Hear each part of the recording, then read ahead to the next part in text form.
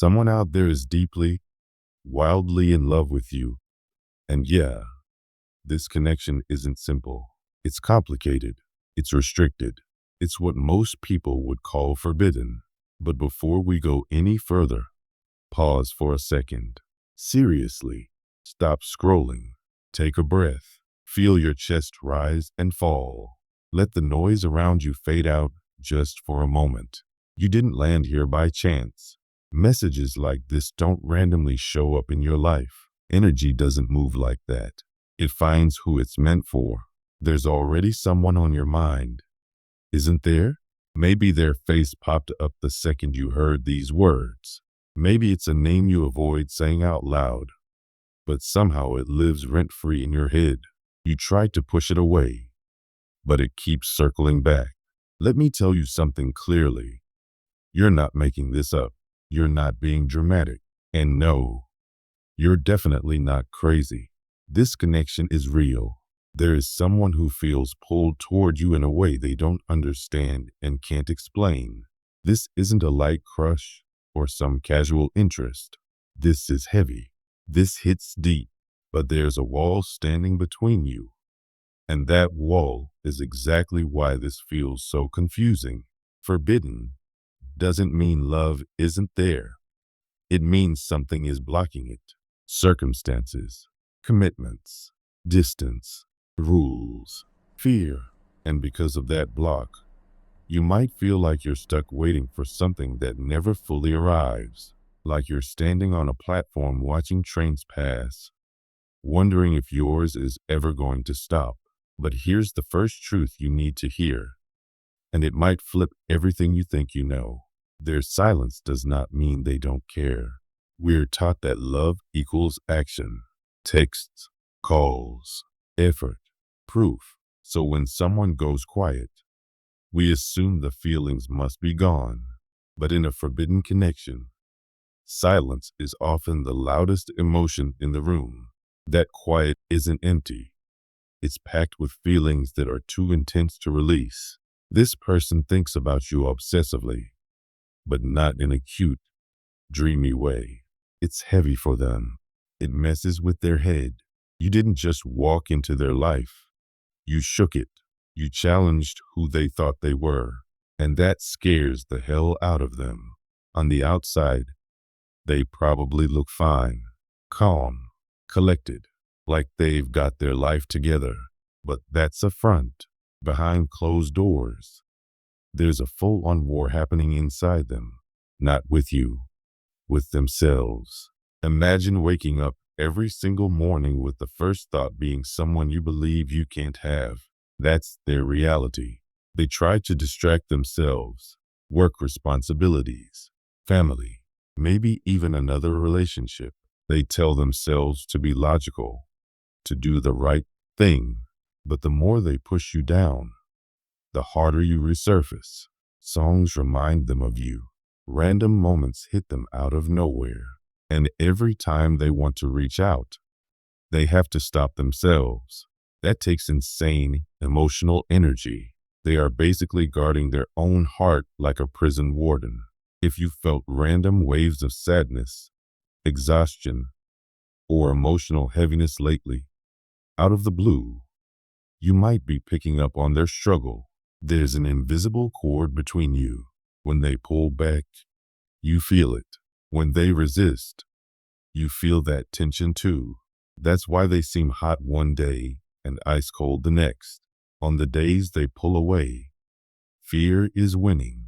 On the days they feel closer, love is winning. They think staying silent keeps their life from blowing up. And honestly, they're probably right. Real love doesn't gently rearrange things. It burns down what isn't real, and they're not ready for that fire yet. So don't take the silence personally. It's not rejection, it's survival. And this is just the first truth, because once you understand why they're silent, we need to talk about why this connection exists at all. And that part might hit even harder. If you've ever asked yourself, why would the universe bring someone to me if I can't have them? The next part is something you absolutely need to hear. Now that you understand their silence isn't empty, we need to talk about the question that keeps looping in your mind late at night. You ask the universe, why would you send me this person if I can't actually have them? It feels unfair, almost cruel, like being shown a door and told you're not allowed to open it. But hear this clearly. The universe does not play games with your heart. It doesn't send love to punish you. It sends love to wake you up. And this brings us to the second truth about this forbidden connection, one that's hard to swallow, but incredibly freeing once it sinks in. This connection exists first to transform you, not necessarily to turn into a traditional relationship. Yeah, I know that's not what your human side wants to hear. We want labels. We want dates, commitment, public proof. We want the whole, happily ever after package. But the soul doesn't care about checklists. The soul cares about growth. Some people come into our lives to stay. Others come in to shake everything loose. The person you can't stop thinking about? They're an awakener, a catalyst. The kind of person who flips a switch inside you that you didn't even know existed. Before them, life probably felt predictable. You had routines. You were functioning, surviving, doing what you were supposed to do. Then they showed up, and boom, everything shifted. They didn't just catch your attention. They touched something deep. Suddenly you started questioning things, your choices, your limits, your version of love. They reflected parts of yourself you had buried for years. Maybe they reminded you of freedom, or passion, or emotional depth you had shut down to be practical, or strong. And here's the wild part. You did the exact same thing to them. Because of you, they started questioning their life too, the path they chose, the relationship they stayed in, the version of themselves they've been pretending to be. On the outside, their life might look solid, but internally, cracks started forming. You made them realize something was missing. You disrupted their emotional autopilot, and that's scary as hell. That's why this bond feels so intense. Even if nothing physical has happened, even if you've never kissed, even if the words, I love you, were never spoken out loud, energy doesn't need permission to be real. Soul connections don't require social approval, so don't let anyone tell you you're foolish for grieving something that never officially began. It did begin. It began the moment your souls recognized each other. Look at how much you've changed since meeting them. Are you more aware of your emotions now? More honest with yourself? More spiritually awake? Have your standards shifted? Have you started wanting more from life instead of settling? That's not coincidence. That's the purpose of this connection. If all this person ever gave you was this awakening, it was still a sacred gift. What hurts isn't just missing them. What hurts is knowing a chapter feels unfinished. And that's because the first chapter wasn't about romance. It was about resurrection. Dead parts of your heart came back to life, and you're not holding on to them. You're holding on to who you became because of them. Forbidden connections strip away the shallow stuff. No casual dates, no distractions, just raw energy, silence, depth. You learn to feel them without words. And that intensity forces you to face uncomfortable questions like, what do I really want? And am I brave enough to want it? They're running because they're not ready to answer those questions yet. But the seed has already been planted. You can't unfeel this. Neither can they. So if this connection wasn't meant to be ordinary love, then why does it feel impossible to let go? That's where things get real. And that's exactly what we're diving into in next part. Now we need to talk about the thing that messes with your head the most. The question you don't say out loud because you're afraid people will judge you. Why can't I just let this go? You've tried. You really have. You told yourself it's over, that nothing is happening, that it's time to move on. You might have deleted messages, muted their socials, or promised yourself you were done thinking about them. And yet, here you are. Logic tells you to walk away. Friends tell you if they wanted to be with you, they would. Society backs that up. On paper, it makes sense, but your soul refuses to cooperate. That's because this isn't a normal attraction. This connection doesn't live in the logical part of you. It lives deeper, on a soul level. Social connections follow rules. They start, they end, they make sense. Soul connections don't care about rules, timelines, or convenience. They exist outside of time. That's why this bond feels permanent, even when nothing is happening in the physical world. Here's the truth you've been avoiding. You're not holding on to a fantasy. That's the lie you tell yourself to feel sane. You say, maybe I imagined it. Maybe I projected feelings onto someone who doesn't care. But deep down, you know that's not true. What you're holding onto is a truth that hasn't been allowed to exist yet. The feelings are real. The chemistry is real. The potential is real. It's not fake just because it's blocked. A locked door doesn't mean the room behind it disappears. The door is shut, but everything inside still exists. That's why they keep showing up in your mind. That's why you think you're finally over it. And then a song hits, a dream happens, or their energy crashes into you out of nowhere. Unfinished energy doesn't go quietly. It demands resolution. This connection is unfinished business. And the universe hates loose ends. You feel them because they feel you. This is a two-way current. When you suddenly miss them for no clear reason, it's often because they're thinking about you too. Energy doesn't need permission. It doesn't care about silence or distance. It travels straight to the heart. So when you try to let go, you're basically swimming against a current stronger than willpower. That's why you feel stuck in limbo. Not together, not apart, just floating in the gray zone. And yeah, the gray zone sucks. It's confusing, lonely, and emotionally exhausting. But here's what you need to understand. This stuck phase isn't punishment. It's incubation. Nothing meaningful grows without darkness. A seed sits underground before it breaks the surface. Right now, this connection looks dead on the outside, but beneath that silence, roots are forming. This is where timing comes in. And let's be real, timing is the part we hate the most. We live in a world of instant everything. Instant replies, instant results, instant validation. But the universe moves on divine timing, not human impatience. And in this connection, time isn't working against you. It's doing the work you can't. Right now, the other person is hiding behind fear. Fear of change, fear of judgment, fear of blowing up their life. Fear creates fog. When you're in fog, you don't move. You freeze. That's where they are. But time clears fog. Slowly. Fear loses its grip.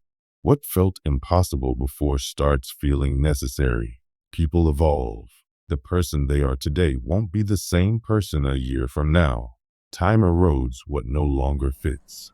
Comfort zones crack. Lives built on shoulds start to feel too small. And often, that's when forbidden connections shift from impossible to unavoidable. But you can't rush that moment. If you try, you'll only push them deeper into fear. So if you can't force it, and you can't forget it, what are you actually supposed to do right now? That's the question that changes everything. And it's exactly what we'll unpack in next part. At this point, you might be thinking, okay, I get it. I can't force this. I can't forget it. But what am I supposed to do while nothing is happening? Because let's be honest, waiting is brutal. It feels passive. It feels powerless. and it feels like your life is on pause while everyone else is moving forward. But here's the truth most people never tell you. This waiting period is an empty time. This is the work. Right now, the universe isn't asking you to chase or convince or prove anything. It's asking you to trust. And trust is hard, especially when there's silence, especially when your heart wants certainty and all you're getting is ambiguity. But this space you're in isn't about doing nothing. It's about learning how to stop fighting reality. Surrender gets a bad reputation. People think it means giving up. It doesn't. Surrender means you stop trying to control the outcome. It means you stop swimming upstream and let the current carry you where you're meant to go. You don't deny your feelings. You don't suppress them. You just stop punishing yourself for having them. You're allowed to miss them. You're allowed to love them. You're also allowed to live your life. Active waiting looks like this. You keep moving forward. You build your life. You chase your joy. You don't sit around refreshing your phone or decoding every sign from the universe. You create happiness that doesn't depend on whether they show up today or not. And here's the wild part. This shift in energy changes everything. When you stop grasping, the connection breathes. Right now, the other person is stuck in fear. Fear freezes people. Pressure makes it worse. If they feel chased, energetically or emotionally, it confirms their fear. It tells them, see, this will blow up my life. But when you step back and stand in your own power, something flips. They feel the absence of pressure. They feel the space, and space allows clarity. Time does what you can't. Time slowly exposes truth. Fear can't survive forever. Eventually, the pain of staying the same becomes louder than the fear of change. That's the tipping point. And no one hits that point because someone else pushed them there. They arrive there on their own. But here's the part you really need to hear. There is a chance they never get there. Some people choose safety over love their entire lives. That's real, and it hurts to admit. But even if that happens, this connection was not a waste. It still did exactly what it was meant to do. It woke you up. The suffering only comes when you resist the truth of the moment. When you tell yourself, this shouldn't be happening, or I need this to end right now. Acceptance is what brings peace. You can say, I love them, I miss them, and right now, we can't be together. That sentence holds power. It removes shame. It removes self-blame. You're not crazy. You're not weak. You're not stuck because you're broken. You're early. You felt something before the world was ready to reflect it back to you. When you accept that, the anxiety starts to loosen its grip. You stop checking for signs every 5 minutes. You stop reading silence as rejection. You start grounding yourself in the truth. What's meant for you cannot miss you. Say it with me internally. I trust the timing of my life. That trust doesn't mean you sit still forever. It means you build strength while the universe rearranges pieces behind the scenes. Because if this connection ever becomes real in the physical world, it will require two strong, honest, emotionally awake people, not two anxious hearts clinging to hope. So here's the final question, the one that matters most. Will they ever choose courage over fear? And what does this mean for you no matter how it ends? That's where everything comes together in next part. Now we've reached the heart of it all. The question you've been carrying quietly. The one that keeps showing up when the world goes quiet. Will they ever choose me? Will they ever step out of fear and into truth? Here's the honest answer. This connection becomes real in the physical world only when honesty outweighs fear. Right now, fear is still calling the shots. Fear of judgment, fear of blowing up their life, fear of choosing the unknown over the familiar, and fear is loud. It convinces people that staying stuck is safer than being alive. But fear doesn't win forever.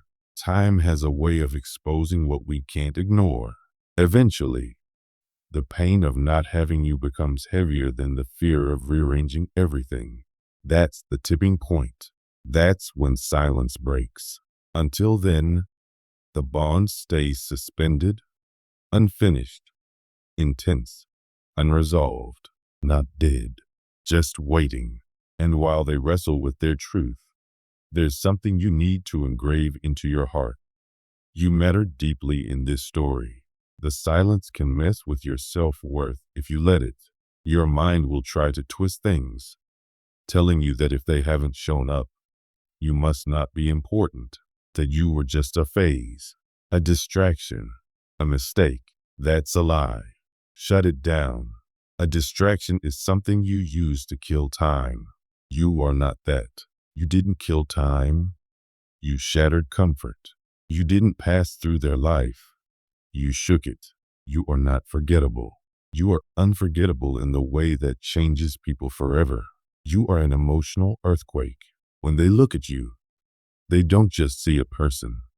They see the truth they've been avoiding. You mirror the version of themselves they could become if they were brave enough. And that's terrifying. You didn't enter their life to be consumed casually. You entered it to wake something up. Whether this connection turns into a real-world relationship or remains a powerful soul lesson, it was never meaningless. Intensity like this doesn't happen for no reason.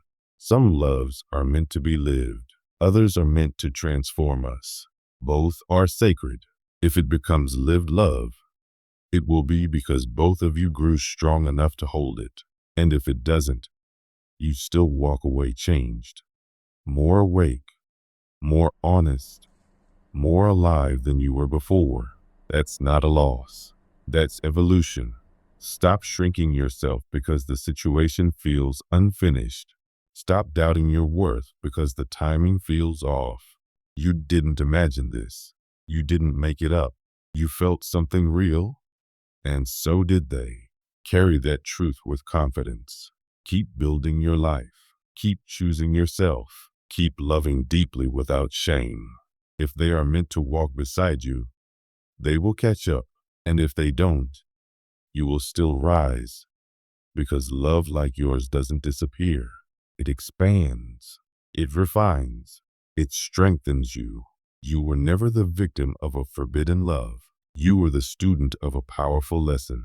You learned how to love without guarantees, how to feel without possession, how to grow in silence. That strength stays with you forever.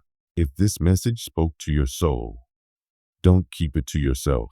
Support this space by liking and sharing this message with someone who might be silently carrying a connection like yours. Subscribe to the channel so you don't miss the words that may arrive exactly when you need them. You are not alone in this. And this story, one way or another, is not over. If this message resonated, comment, "I trust the timing of my life." Your story matters. Your heart matters. And the universe hasn't forgotten you.